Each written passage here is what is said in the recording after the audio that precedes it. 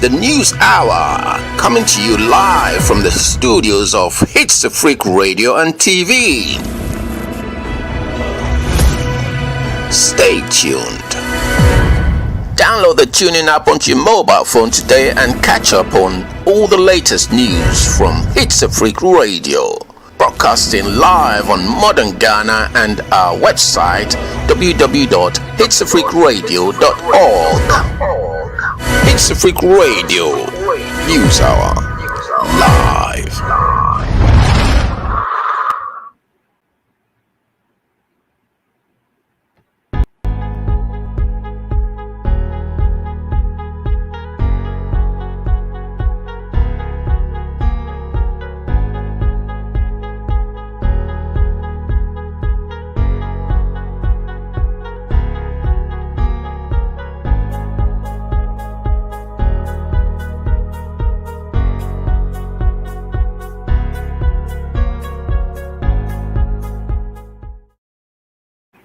Good evening. It's exactly 19 hours in the studios of Hitzafrik Radio. We are transmitting live here in Ghana.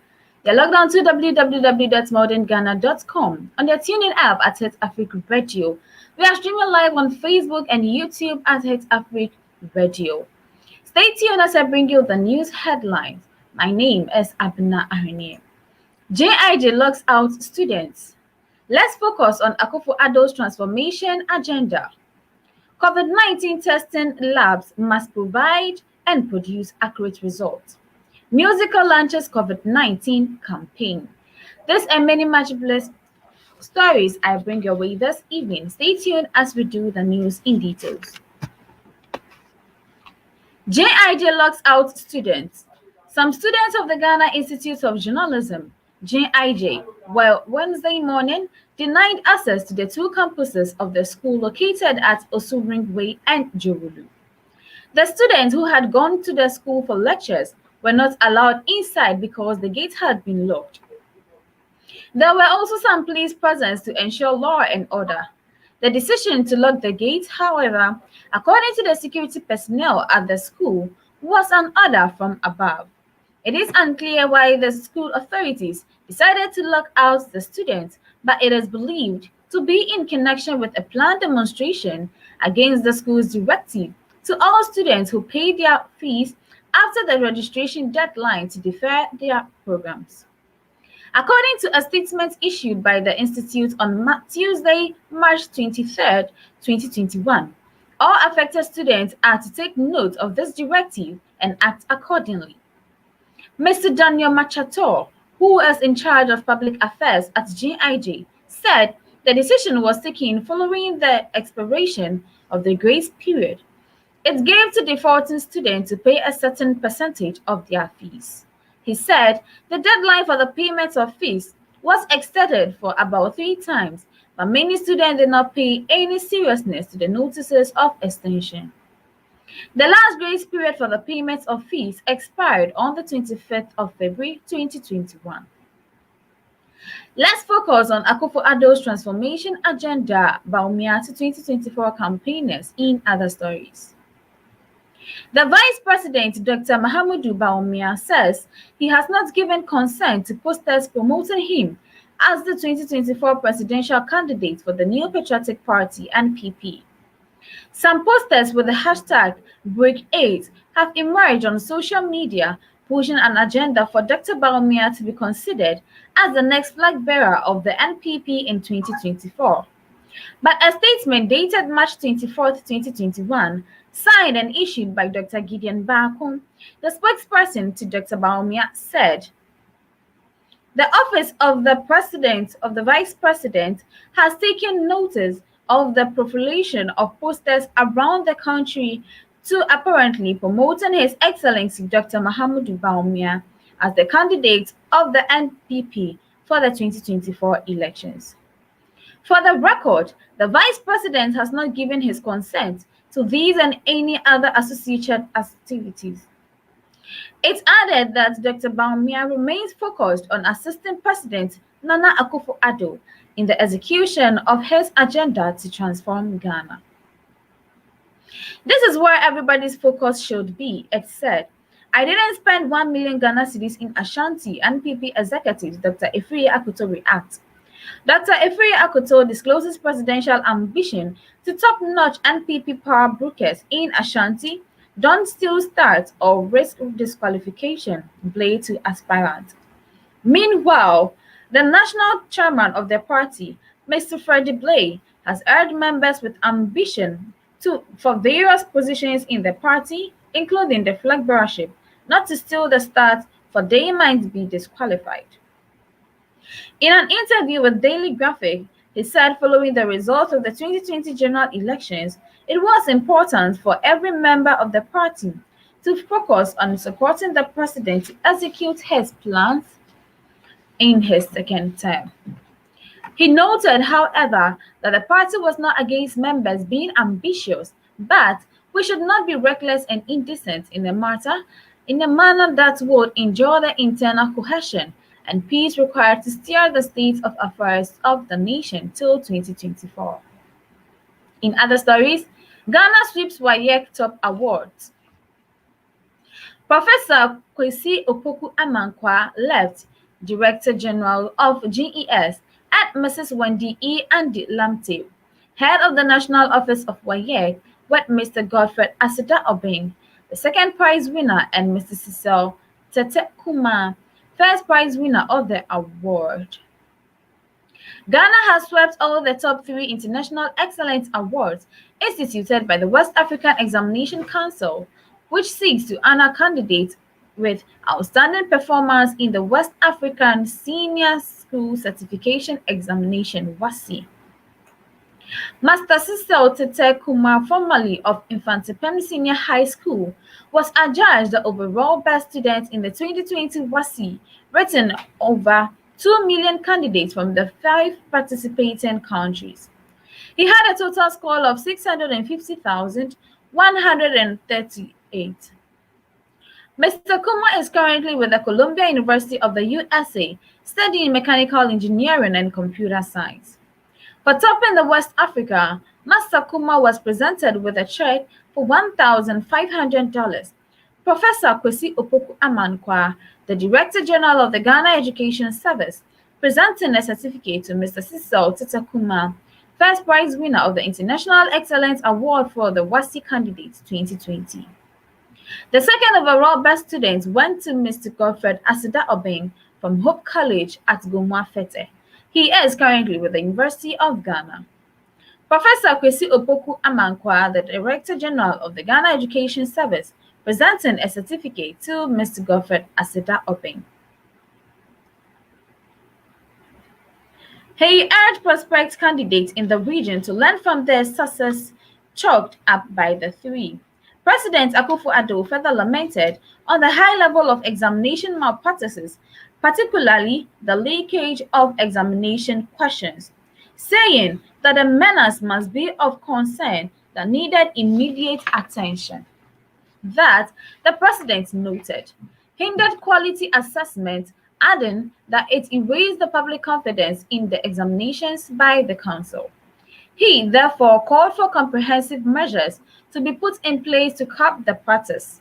President Akufo-Addo gave an assurance the government is working with WAEC to help curb examination malpractices in Ghana. According to him, that would ensure that Ghanaian children became competitive and also maintain the integrity of the examination administered in the country. Professor Kwesi Opoku Amankwa, the Director General of the Ghana Education Service, presenting a plaque or an award to Dr. John Enum Saki. For his part, the chairman of the council, Mr. Babauka Boy, commended Ghana for promoting the work of the council and education in the sub-region. He also called on other governments to invest in the councils in their various countries. Mr. Boy emphasized the need to help curb examination malpractices in the region. Master Kuma and Master Obeng were grateful to God for how far he had brought them. In other stories, illegal miners of Elembele destroy environment. Assembly moves in a halt activities. The Elembele District Security Council (DISEC) is an roadmap with illegal miners, Galamsey, whose activities are causing serious environmental and social problems in their district and threatening lives and property. Not only in the situation a threat to the environment, but it also exposes the residential communities to harm. The district chief executive (DCE), Mr. Kwesi Bonzo, described the re-emergence of illegal mining activities in the districts after the introduction of the community mining program as unacceptable. He therefore triggered immediate action to curb the surge after an Emergency District Security Council (DISEC) meeting last Monday. Last Monday, a team for DISEC went round some communities to assess the situation, and it found out from the various areas the large tracts of land which hitherto had green forest had been leveled at Teleku Bakazo, Nkrofu, and Isiama, where the activities of the illegal miners pose a danger to residents. At some of the sites, the operators were found to be using excavators to flip the earth open while prospecting for gold in areas which are less than 10 meters from residential facilities. At one of such facilities, it was observed that the miners were digging behind a bungalow shared by the divisional police commander and the magistrates, and they were close to the district assembly's offices with their destructive activities. The DISEC, he said, had resolved to ensure that these activities did not fester under watch. Grey Order Ghana Yearbook 2021, we the emblem, will work as a task force to curb these activities of illegal miners and stop the destruction of the nation's water bodies and forest reserves, he said. The DISEC task force, led by the DCE and the Divisional Police Commander, Assistant Commissioner of Police (SCP) Mr. Dozie Hlodze, seized 2 excavators and arrested a financier of the illegal operations who did not have any permit to operate. Activities of these illegal miners are a real source of worry. We cannot sleep at night. As for the fear of being arrested, these miners have at least had the opportunity to mine throughout the period. They did not respect anybody. They are introducing children and young ones to all vices. That is not just a nuisance to the community, but also a threat to the future of the children, a resident said. Others said the operators were known persons in the community who needed to be arrested and wondered why such operations were taking place next to the assembly, and even the residence of some prominent people, yet they looked on. It is good that DCE is moving in with the police to arrest them. They should destroy their excavators and other stuff, he said. In other stories, COVID-19 testing labs must produce accurate results, Professor Ampofo. The coordinator for the National Laboratory Network for COVID-19 testing, Professor William Kwabena Ampofo, has said the network had taken a decision to ensure that all laboratories produce an 80% accuracy test and none of the tests should be false or negative. In line with this, he explained that the team had visited all the laboratories to assess and provide technical support on laboratory processes, skills of personnel, compliance with protocol, and equipment for testing. Dr. Ampofo stated this when he made a presentation at the National Quality Assurance Program for COVID-19 testing laboratories. He noted that when you test for a pathogen, if it is positive, it is positive. But if you get a false negative result, that's a problem for COVID-19. The implication is that people may be positive and be walking around with false negative results, infecting other people. This is to enforce adherence to safety and quality assurance protocols within COVID-19 testing laboratories as part of National Quality Assurance Program for PCR testing and guarantee the accuracy of COVID-19 test results irrespective of which accredited laboratory conducted the test. The program is being executed by the National Laboratory Network for COVID-19 testing, the Food and Drugs Authority, the Health Facilities Regulatory Agency, and with support from Pharma Access Foundation. A member of the National Laboratory Network for COVID-19 testing, Professor Richard Phillips, who is also the director of the Kumasi Center for Laboratory Research, KCCR, said it had been noticed that some of their labs had issues with picking samples, pipetting, and even how to handle their reagents, among others, and they were assisted to correct them.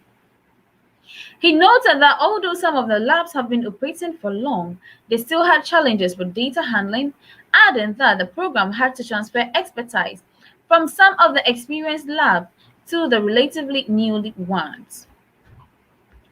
To raise their capabilities, others had to be helped with the standard operating procedures. It's been helpful. For this part, the ambassador for the Kingdom of the Netherlands, His Excellency Ambassador Rode Stryker, said the National Quality Assurance Program (NQAP) for COVID-19 testing laboratories was designed to further strengthen and maintain the capacity of Ghanaian laboratories in the area of the accuracy of test results in all COVID-19 testing laboratories, as well as effective data management of test results. In another African country, Egypt's Suez Canal blocked by a huge container ship. Dozens of vessels are stuck, waiting for rescue boats to free from the 400-meter-long, 1,312 feet ship, which was knocked off course by strong winds. Egypt has reopened the canal's other channel to divert some traffic until the grounded ship can move again. The mishap has created long tailbacks. About 12% of global trade passes through the Suez Canal, which connects the Mediterranean to the Red Sea and provides the shortest sea link between Asia and Europe. The Evergreen, registered in Panama, was bound for the port city of Rotterdam in the Netherlands from China and was passing northwards through the canal on its way to the Mediterranean. At 400-meter long and 59-meter wide, the ship was blocked the path of other vessels which are now trapped in the lines in both directions. On this occasion,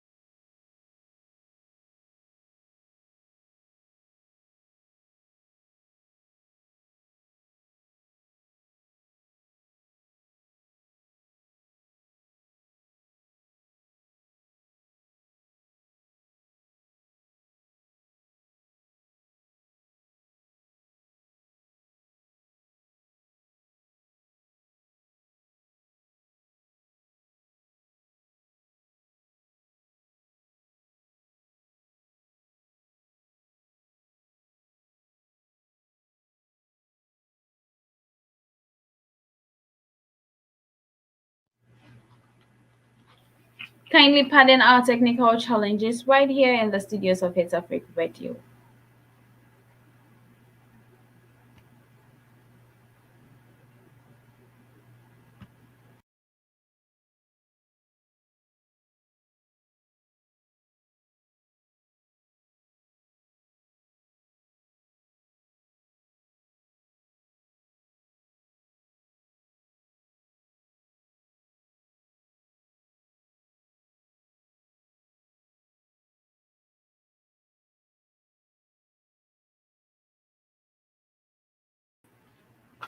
Moving on to other stories in Morocco. Kindly pardon us for our technical challenges.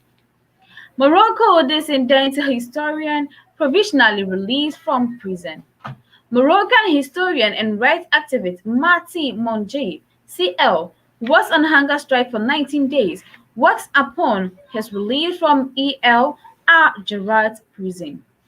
Moroccan historian and rights activist Martin Monjib, who was on hunger strike for 19 days, was provisionally released from prison Tuesday after 3 months in custody. Friends and supporters welcomed the 60-year-old academic, who was visibly thin but happy as he walked out of the El Arjad prison near Rabat, where he had been held since his arrest. The accusations against me are fabricated. Now that I enjoy provisional release, I will agitate the freedom of other detainees held for their opinions. he said shortly after his release. Mujib lawyer Mohammed Misaudi told AFP earlier on Tuesday that the investigating judge has decided to provisionally release him. Mujib, known for his open criticisms of the authorities, was taken into custody on December 29th as part of a preliminary investigation into money laundering. In parallel, a Moroccan court sentenced him in January to 1 year in prison for fraud and undermining state security as part of a trial and opening in 2015. His defense team said they were not told about the hearing of Mujib, purportedly was not in attendance. He has reportedly denounced his wrongful arrest and has denied the charges against him. Moroccan authorities have said Mujib received a fair trial. His supporters in Morocco and abroad have reportedly demanded his release, calling him a prisoner of conscience. The expressing worry about the health effects of his anger strike in a statement on Facebook in November, saying he had contracted the novel coronavirus. Mujib said he also suffered from heart problems and diabetes. In another country in Africa, Kenya issues ultimatum to UNHCR to close Dadaab Kukama refugee camps. The Kenyan government has issued a 2-week ultimatum to the United Nations High Commissioner for Refugees, UNHCR, to provide a roadmap for the closure of Dadaab and Kakuma refugee camps. In a statement issued Wednesday by Fred Matiang'i, the Kenyan Cabinet Secretary for the Interior, to the UNHCR local representative, Fathia Abdallah, the government said there was no room for further negotiations. The Dadaab refugee camp is located in the semi-arid town of Garissa County and is one of the largest and complex camps in the world, according to local media. The Dadaab camp was set in 1992 and jointly run by the Kenyan Department of Refugee Affairs and the UNHCR. As of March 2019, the camp hosted some 210,556 refugees, the United Nations said. As of figure 202381 are from Somalia, and 56% of them being children. There are 55,000 South Sudanese in the camp. Over the years, the camp has faced overcrowding, leading to a spillover of refugees into land well beyond the official boundaries of the camp. In 2019, the government of Kenya threatened to shut the camp down, even as refugees continue to avoid voluntary repatriation program began in 2014. According to the UN, most of the refugees are driven from the home country by civil war. Here lies the end of the local story. Stay tuned as I fetch you the foreign news.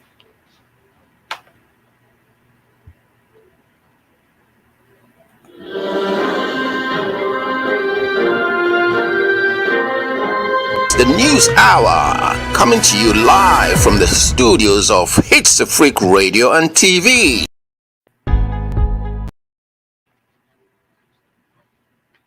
You're still logged on to Hitzafrik Radio. We are streaming live on Facebook and YouTube at Hitzafrik Radio. You can as well follow us on our website, www.hitzafrikradio.org. Your comments will be much appreciated. Let's move on to foreign stories. Myanmar coup 7-year-old shot as she ran into father's arms. A 7-year-old girl has been shot dead in Myanmar, becoming the youngest known victim in the crackdown following last month's military coup.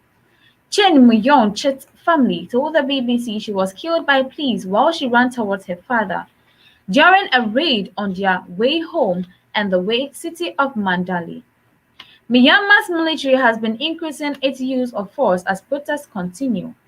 Rights groups Save the Children says more than 20 children are among dozens of people who have been killed. In total, the military says 164 people have been killed in protest, while the Assistance Association for Political Prisoners, AAPP, activist group put the death toll at least 261. The military on Tuesday expressed sadness to the death of protesters while blaming them for bringing anarchy, the violence to the country. But security forces have used live rounds against protesters, and there have been multiple eyewitnesses reports of being beaten and sometimes shot as the military conducts house raids to arrest activists and protesters. Take care of our baby if I die. BBC police officers had been searching all the houses in their neighborhood on Mandalay on Tuesday afternoon, when they eventually entered their place to search for weapons and make arrests. They kicked the door to open it, 25-year-old Methu Sumaya said. When the door was opened, they asked my father whether there are any other people in the house. When he said no, they accused him of lying and began searching the house, she said.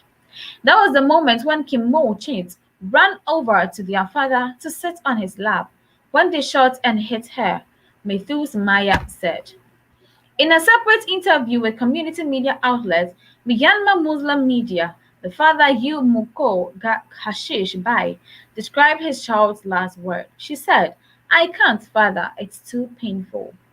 He said she died just half an hour later when she was rushed away in a car to seek medical treatment. Police also beat the arrested his 19-year-old son. The military has yet to comment on the death.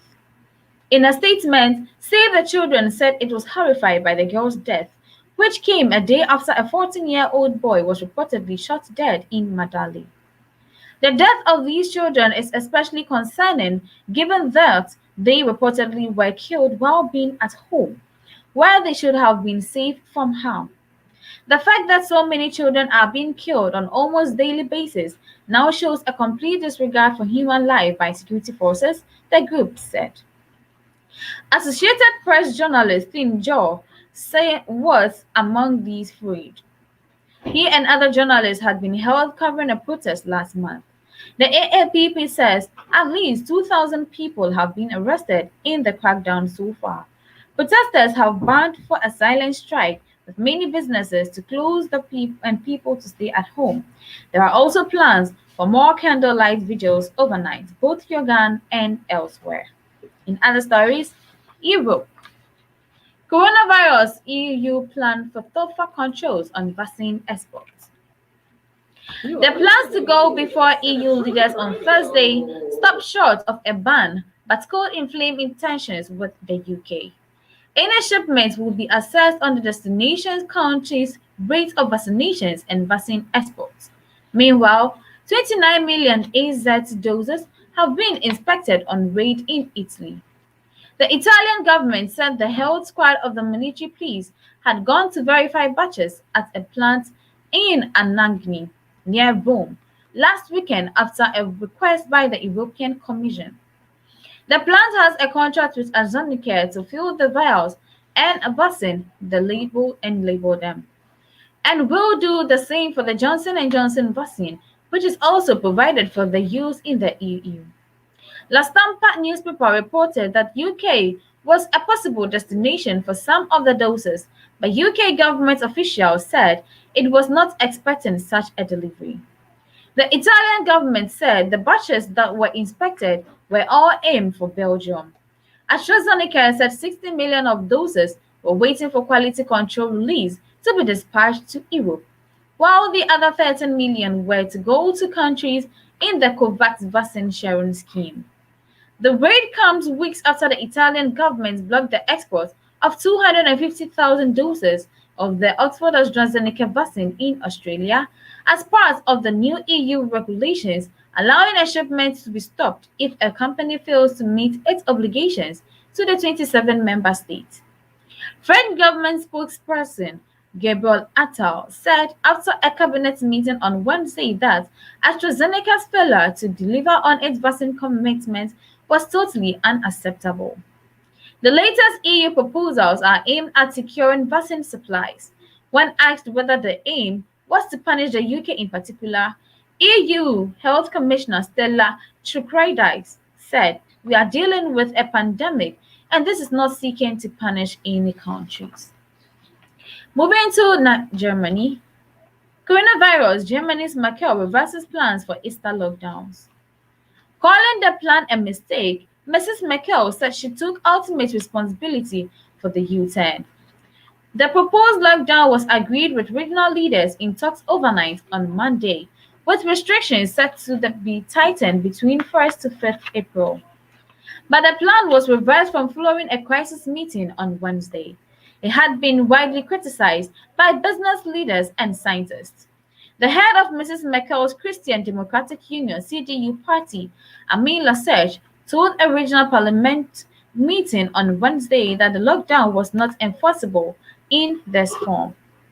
This mistake was mine alone, Mrs. Merkel told reports in Berlin. The whole process has caused additional uncertainty, for which I ask all citizens to forgive me. There were good reasons for it, but could not be implemented well enough in this short time, she added. COVID, the countries that nailed it. The lockdown would have been Germany's strictest yet, with most shops closed and gatherings limited. For fifth day over Easter from 1st April, Germans would have been asked to stay at home and reduce social contact. In-person religious services would have been cancelled, large family gatherings banned, and almost all shops would have been closed. Chancellor Merkel said she alone bore responsibility for the plan to extend what is usually a 3-day Easter holiday to a 5-day shutdown. The German leader would be conscious that as case numbers soar exponentially, public trust in her government's pandemic response is wavering. She was seen as a safe pair of hands who brought the countries through the first wave of infections, but as regional leaders bicker over lockdown measures, Germany's response is becoming increasingly chaotic. The country's partial lockdown, meanwhile, has been extended until at least 18th April. Coronavirus infections had been surging in some parts of Europe in recent weeks as countries scrambled to vaccinate their populations despite delays in rolling out jabs. The European Commission has proposed tougher controls on COVID-19 exports. It has accused the UK-Swedish firm AstraZeneca of failing to honor its contract to supply EU countries. The tougher export controls are mostly likely to affect countries that have higher vaccination rates than the EU, such as the UK and the US. Moving to other country in India, double mutant COVID variant found in India. Officials are checking if the variants where two mutations come together in the same virus may be or more infectious or less affected by vaccines. Some 10,787 samples from 18 Indian states also showed up 771 cases to known variants, 736 of the UK, 34 of the South African, and 1 Brazilian. Officials say the variants are not linked to a spike in cases in India. India reported 47,262 cases and 275 deaths on Wednesday, the sharpest daily rise this year. The Indian SARS-CoV-2 Consortium on Cometics (INSACOG), a group of 10 national laboratories under the Indian SARS-CoV-19, India's health ministry carried out genomic sequencing on the latest samples. Genomic sequencing is India's health ministry carried out genomic sequences. It's a testing process to map the entire genetic code of an organism, in this case, the virus. The genetic code of the virus works like the instruction manual. Mutations in viruses are common, but most of them are insignificant and do not cause any change in its ability to transmit or cause serious infection. But some mutations, like the ones in the UK or South Africa variant lineages, can make the virus more infectious and in some cases even deadlier. Virologist Shadid Abjamal explained that double mutation in key areas of the virus spike protein may increase these risks and allow the virus to escape the immune system. The spike protein is the part of the virus that it uses to penetrate human cells. Delhi orders COVID tests at airports as cases surge. Sharp rise in India COVID cases alarming. The government said that an analysis of the samples collected by India's western Maharashtra state showed an increase in the fraction of samples with the E484Q and L452R mutations compared with December last year. Such double mutations confer immune escape and increased infectivity. The Health Ministry said in a statement. Dr. Jamil added that there may be a separate lineage developing in India with the L452R and E484Q mutations coming together. We need to constantly monitor and make sure none of the variants of concern are spreading in the population. The fact that it is not happening now doesn't mean it will not happen in the future, and we have to make sure that we get the evidence early enough, Dr. Jamel told the BBC's Sutik Biswas. Earlier this month, India's daily case load is increasing presentational white space. India became the fifth country in the world to sequence the genome of the novel coronavirus after isolating its some of the first cases recorded in January last year. Here lies the end of the foreign story. Stay tuned as I bring you the entertainment news for this night.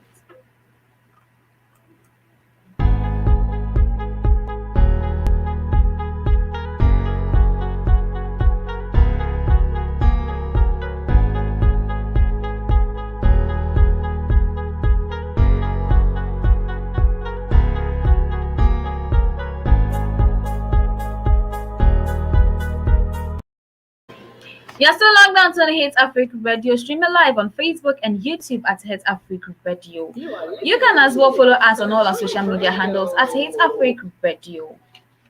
Now let's do some entertainment news. Musica launches COVID-19 campaign.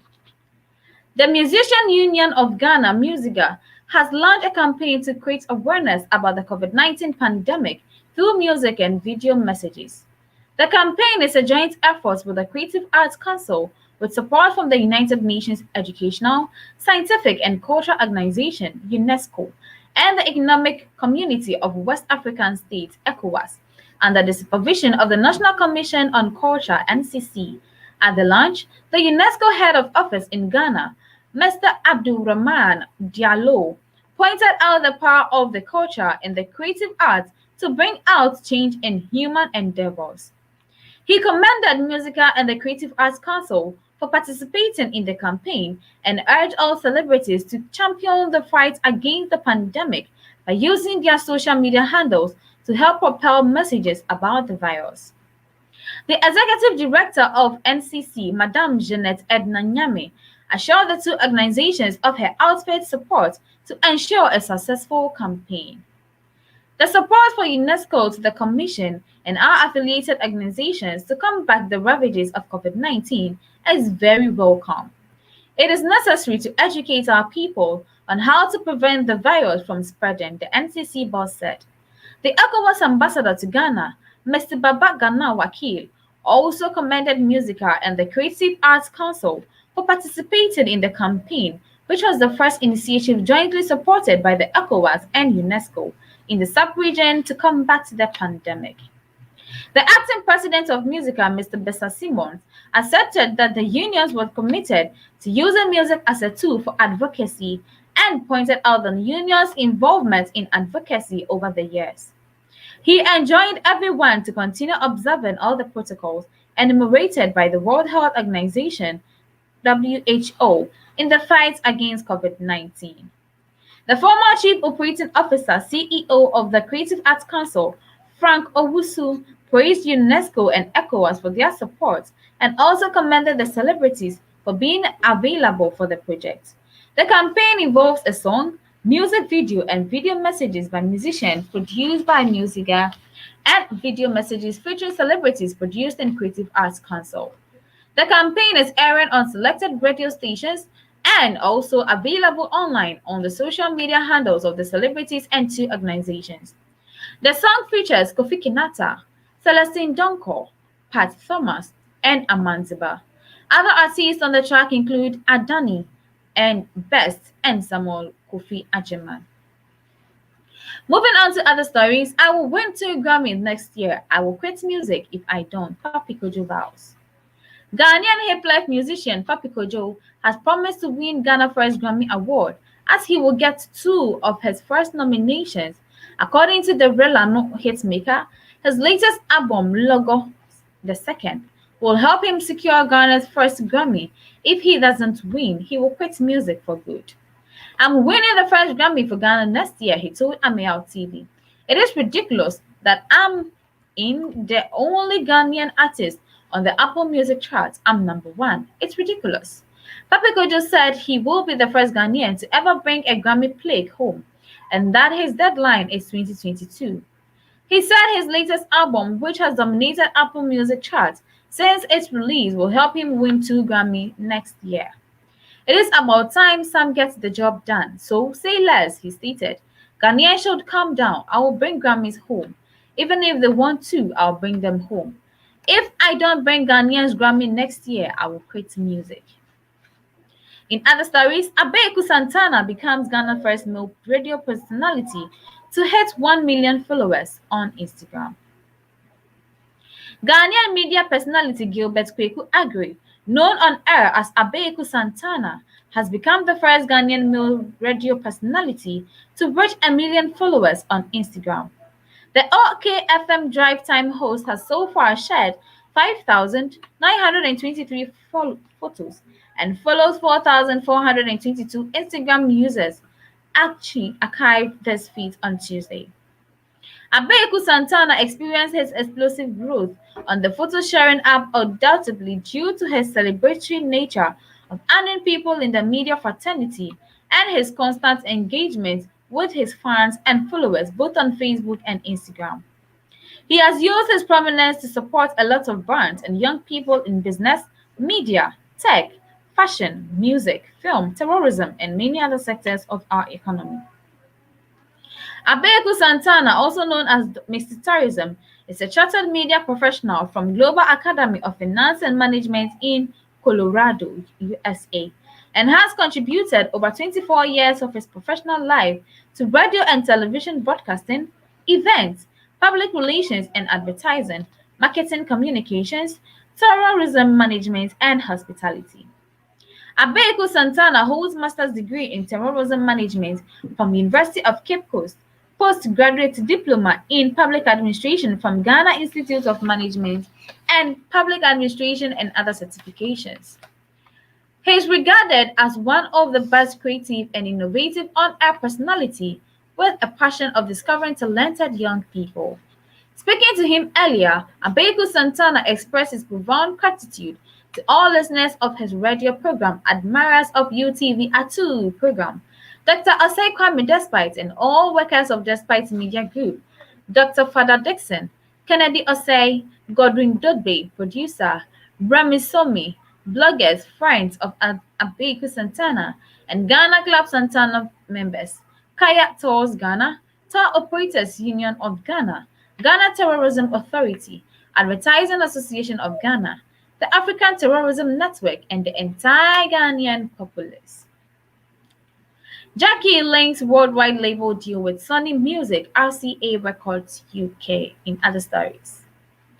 After the release of the remix of a hit single Feel Forever with Nigerian artist Omale, Ghanaian songstress Jackie, together with her team Flip the Music, has landed an international record deal with Sony Music Entertainment, RCA, Records UK and Sony Music Africa, which unleashed Sony Music West African as the home office with Sony Music East and South Africa on all deck.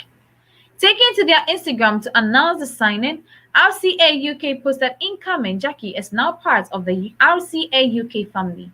I am excited to join RCA or Sony Music International with my label Flip. The music on my journey is to become a global superstar. Jackie told Ghanaian-based music channel Foresight TV. Flip the Music president and founder Emmanuel Electro Miro Sado added, "We are thrilled to join the Sony Music family.